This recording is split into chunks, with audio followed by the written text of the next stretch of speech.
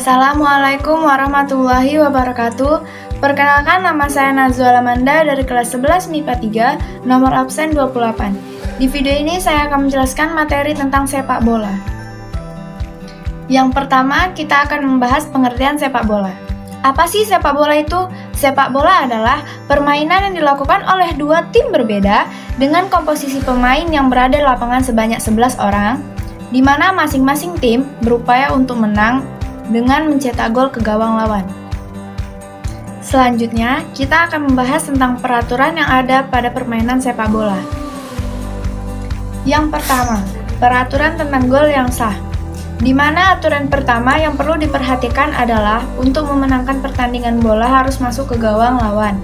Setiap tendangan yang mengarah ke gawang lawan harus diakhiri dengan melewati garis agar bisa menjadi gol yang sah. Gol dapat dicetak dengan bagian tubuh manapun selain dari tangan atau lengan hingga bahu. Yang kedua, peraturan tentang waktu permainan. Aturan umum yang perlu diperhatikan adalah waktu yang berlaku selama pertandingan adalah selama 90 menit. Selama pertandingan akan dibagi menjadi dua bagian, 45 menit pertama, kemudian akan mengambil waktu selama 15 menit untuk melanjutkan permainan kedua selama 45 menit.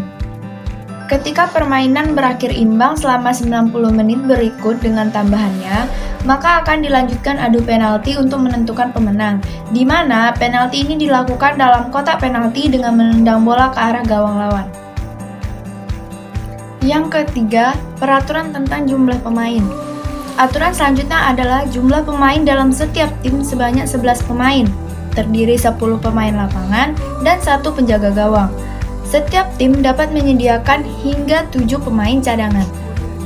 Pergantian pemain dapat dilakukan kapan saja dalam pertandingan dengan masing-masing tim dapat melakukan minimal 3 kali pergantian pemain per sisi. Selain itu, para pemain harus memakai equipment atau peralatan seperti mengenakan sepatu, bantalan tulang kering, dan jersey yang serasi. Dari setiap tim akan ditunjuk satu kapten, di mana kapten yang nantinya akan memakai karet kapten. Bola yang digunakan dalam permainan juga telah diatur di mana lingkaran harus memiliki ukuran lingkaran 58-61 cm. Yang keempat, peraturan wasit dan pemberian kartu. Setiap pertandingan harus menyertakan satu wasit dan 2 asisten wasit atau hakim garis. Tugas wasit adalah bertindak sebagai penjaga waktu dan membuat keputusan apapun yang mungkin perlu dibuat seperti pelanggaran, tendangan bebas, lemparan ke dalam, penalti, dan ditambah tepat waktu di akhir setiap babak.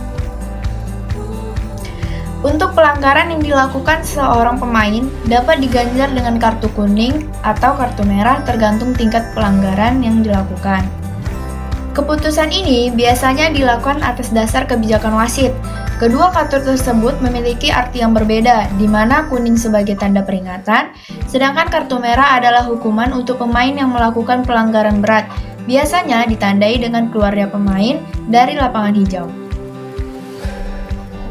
Selain itu, 2 kartu kuning sama artinya dengan 1 kartu merah.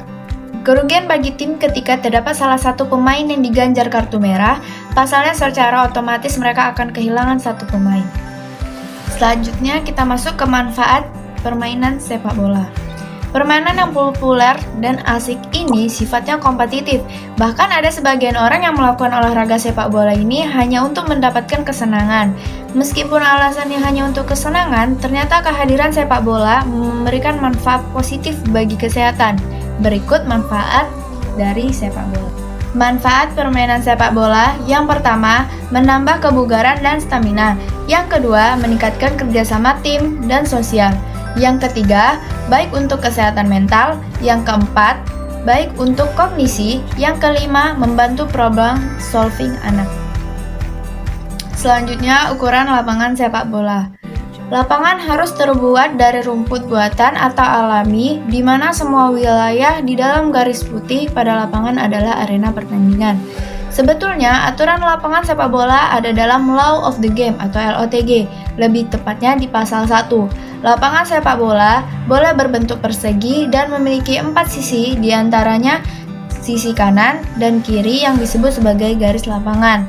Sedangkan di sisi lain yaitu lebar lapangan disebut sebagai garis gawang. Ukuran lapangan diperbolehkan bervariasi. Aturan FIFA menerapkan standar lapangan sepak bola internasional adalah panjangnya 100-110 meter, sementara lebarnya 64-75 meter. Adapun lingkaran tengah memiliki radius 9,15 meter. Sedangkan ukuran kotak penaltinya adalah 40,3 kali 16,5 meter.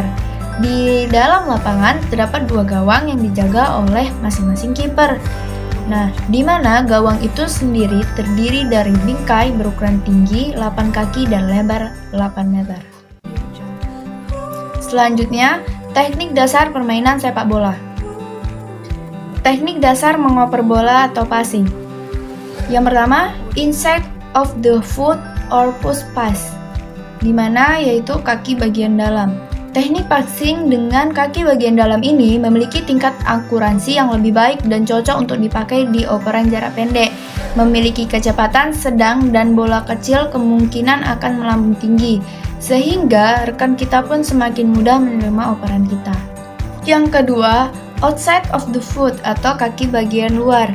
Tipe passing yang kedua adalah outside of the foot atau mengoper dengan bagian luar kaki.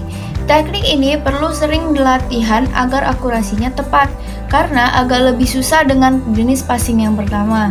Kelebihan dari passing jenis ini adalah dipakai buat passing tipuan agar bola tidak direbut oleh tim lawan. Yang ketiga, in-step drive. Teknik passing ini dipakai untuk passing jarak jauh. Posisi tendangan berada di bagian tengah agak ke bawah, sehingga bola bisa mencapai target yang jauh. Pemain harus memperhatikan titik ini dan harus menggunakan feeling agar bola sampai di rekan kita. Anda dapat mengayunkan tangan untuk menjaga keseimbangan. Teknik dasar menghentikan bola atau menerima bola. Yang pertama, menggunakan kaki bagian bawah atau telapak kaki. Teknik yang pertama adalah menggunakan telapak kaki, dan ketika bola akan sampai gerakannya seperti menginjak bola dengan kaki yang sedikit terangkat dan lutut tertekuk. Agar terjadi dengan mulus, pastikan mata juga fokus dan tertuju pada arah datangnya bola. Menggunakan kaki bagian dalam. Seperti saat mengoper bola, kaki bagian dalam juga bisa dipakai untuk menghentikan bola. Saat bola mau sampai, kaki juga bergerak mengikuti arah gerakan bola, agar bola tidak terpantul dan bisa mendarat dengan sempurna. Yang ketiga, menahan bola dengan kaki bagian luar. Bagian luar juga bisa dipakai untuk menahan bola. Namun, teknik ini lebih sulit dilakukan ketimbang teknik yang pertama dan yang kedua, namun lebih efektif dari segi kecepatan. Pemain bisa langsung menghentikan bola, terus dribbling dan lanjut untuk menyerang. Menggiring atau dribbling bola. Yang pertama, dribbling dengan menggunakan sisi kaki bagian dalam. Dribbling yang pertama adalah menggunakan sisi kaki bagian dalam. Caranya adalah dengan menyentuh bola dengan sisi kaki bagian dalam dan posisi kaki adalah tegak lurus terhadap bola. Yang kedua, dribbling dengan sisi kaki bagian luar. Keterampilan mengontrol bola ini dilakukan ketika pemain yang menguasai bola sedang berlari dan mendorong bola sehingga bisa mempertahankan bola tersebut tetap berada di sisi luar kaki. Yang ketiga, dribbling menggunakan kura-kura kaki. Teknik dribbling selanjutnya adalah menggunakan kura-kura kaki. Teknik ini dibilang lebih enak dan bisa dipakai untuk dribbling dengan kecepatan tinggi atau lari. Mengontrol bola. Mengontrol bola. Hal ini berkaitan dengan pengendalian bola yang berkaitan dengan penguasaan seluruh bagian tubuh terkecuali tangan dalam permainan dan mengatur keberadaan bola agar tetap stabil di antara bagian tubuh. Oke, sekian video penjelasan saya. Kurang lebih mohon maaf. Wassalamualaikum warahmatullahi wabarakatuh.